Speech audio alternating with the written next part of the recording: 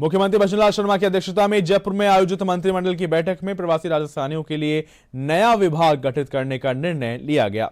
इस दौरान Rajasthan global capability centre policy का भी अनुमोदन किया गया। बैठक की जानकारी देते हुए उप मुख्यमंत्री डॉक्टर प्रेमचंद बैरवा ने बताया कि प्रवासी राजस्थानी विभाग राज्य सरकार और प्रवासी राजस्थानियों के बीच संवाद व सहयोग के लिए एक सशक्त मंच उपलब्ध कराएगा, जिससे प्रवासियों का अपनी मातृभूमि से जुड़ाव और मजबूत होगा। उन्होंने बताया कि Rajasthan global capability centre policy का उद्देश्य राजस्थान को एक वैश्विक नवाचार और निवेश केंद्र के रूप में स्थापित करना है।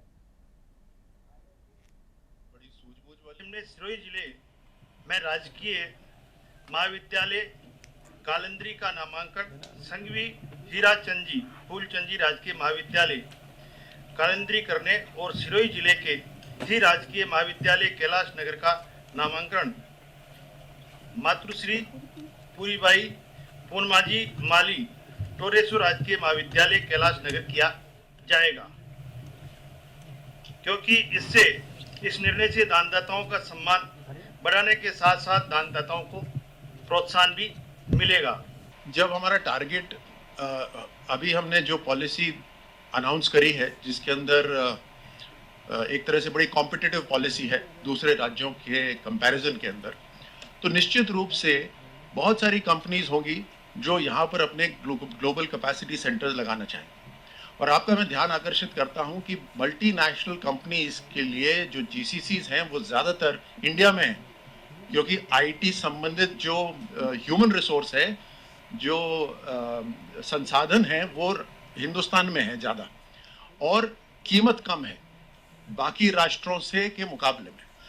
तो हिंदुस्तान वैसे भी एक बहुत बड़ा मार्केट है, इसलिए मैंने कहा कि 100 अरब डॉलर का ये मार्केट है, उसमें राजस्थान अब आगे बढ़ रहा है। तो निश्चित रूप से, क्योंकि डायरेक्ट कनेक्टिविटी है, जयपुर डायरेक्ट एयरपोर्ट है, यहाँ की लैंड की कीमत कम है, दिल्ली से कनेक्टिविटी बहुत अच्छी है, मैन पावर यहाँ ट्रेंड मैन पावर अवेलेबल है, तो ये सब आकर्षण के केंद्र रहेंगे। निश्चित रूप से जैसे जैसे जीसीसी बनते जाएंगे और कम कीमत कम लागत पे बनेंगे, उसके अंदर उनकी ट्रेनिंग की कॉस्ट भी राजस्थान सरकार कवर कर रही है, उनकी सैलरी के ऊपर भी हम सब्सिडी दे रहे हैं 3 साल तक।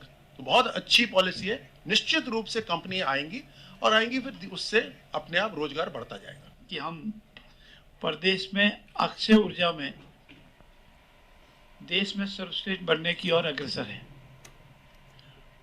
और इसमें सबसे उपयुक्त वातावरण, स्थान और परिस्थिति हमारे पास उपलब्ध है, वो राजस्थान में सौर ऊर्जा में।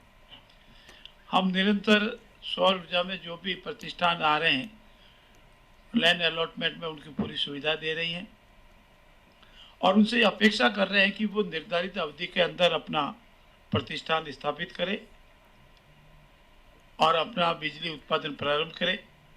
और इसके लिए आज 2 कंपनियों को, एक तो कणीसर है पूगल तहसील में, उसमें 161.45 हेक्टेयर भूमि, और एक रावत बाटा की तहसील में खरनाई गांव है, उसमें 356.25 हेक्टेयर भूमि के आवंटन की परमिशन दी है, जो हमारी शर्तों पर है।